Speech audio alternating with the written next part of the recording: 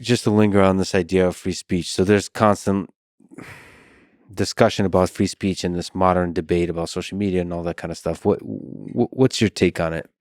Grounding it not in some kind of shallow discussion of free speech we have today, but more in the context of uh, pravda and the suppression of speech in Stalinist Russia. I hate the term free speech because it's used in many different contexts. Some I agree with entirely, some I disagree with at all. I don't think everyone has something to say or something after the conversation. And I have my locals community, and it used to be, I think the boilerplate language is, come support free speech and free discourse. And I changed that because I don't like that term. Because people will tell you with some reason that, if you block me or on Twitter, you're voiding my free speech. It's like, okay. So I don't like that term as a whole. But one of the points of the white pill, and something I see enormous parallels with today, if you have one news outlet or 3 news outlets with identical ideology, you're not going to be able to get to any kind of truth or any kind of useful information. It's all going to be pre-filtered for you. It's like a baby bird and you're eating the mother bird's vomit, right? But if you have what we have increasingly now with technology, if you have a world where everyone has a camera on their phone, if you have a world where anyone can put their ideas out there, maybe they're banned from certain outlets, but they're not literally vanished like they were in the USSR, that is very healthy. That is something I'm enormously supportive of, because back in the day, if you only had the TV crews with cameras, you can only see what they're capturing and they could edit it. Whereas now, we saw this recently during COVID, right? You had these reporters with masks on and they're talking, but the cameraman wasn't wearing a mask. So you'd have the people on the street being like, look, they don't believe it. Or as soon as they would start filming, the guy took the mask off and they'd film them. They go, you are lying. You don't believe this. You're putting this on for some purpose, whether you believe in the efficacy of masks or not. That person clearly does not. It's only putting on for show. So that's, or crimes. It's people, are anti-police. They say, okay, the cop said this. Did he draw the gun on this guy necessarily? So on and so forth.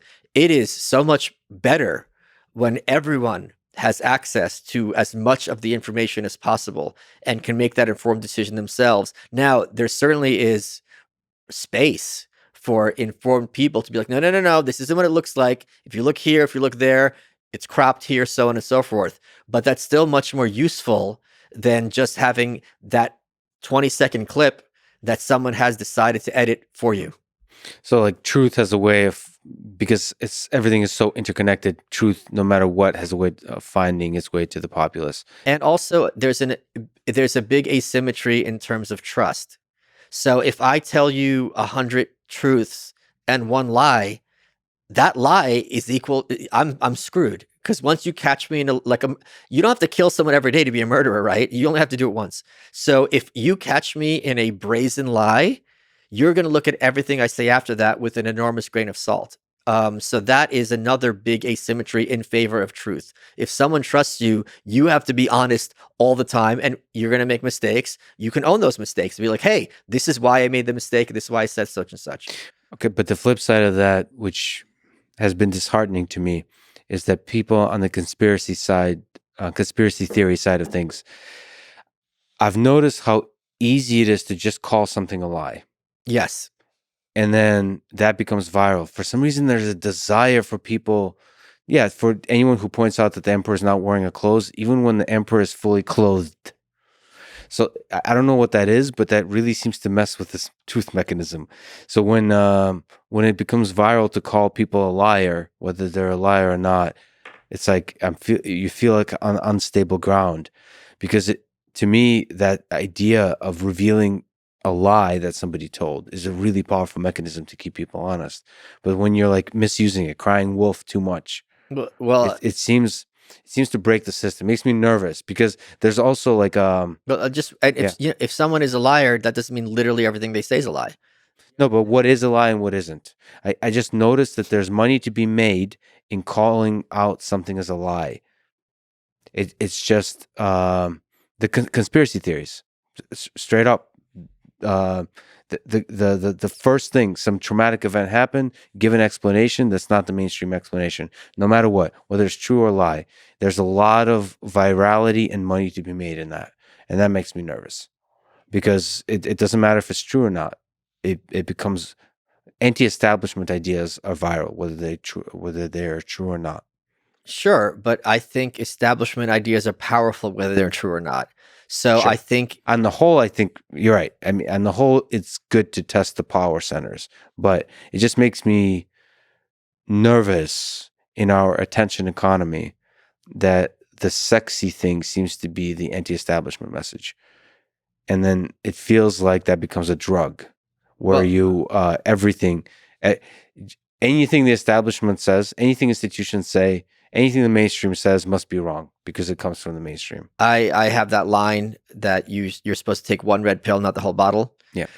I am certainly one of those people who is of the idea that they are dishonest far more open than they're honest. Um, that said, there are people who are of the belief, to use an extreme example, that Trump is still the shadow president. And you know, there's going to be these QAnon mass arrests. I thought this was something that like the Daily Beast made up to make fun of MAGA. But I was just on the phone with my buddy last night, and he was like, "No, if you go to Truth Central, they're like all over there, and if you disagree with them, they call you controlled opposition or a grifter or so on and so forth." Is it on 4chan or where? Truth Central, Trump's social media outlet. Oh, Truth Social. Well, yeah, but he forgot the name of it himself, so he's like, Oh, I "That's see the why jokes. I had to create." You got to explain the jokes. You If got to you- explain the jokes. You do like the way Twitter puts that context. You gotta do the joke and then pause and and like turn to the camera and explain. and have a laugh track. Yeah, so people Yeah. know where the jokes are. That's real humor. Yeah. So and then we just clap. and then everybody clapped. I think for the last 2 years, especially vis-a-vis COVID, the overwhelming message was the experts know what they're talking about. And if you are questioning this, you're a vax denier, and you basically should be read out of polite society. And one obvious counterexample to this was social distancing.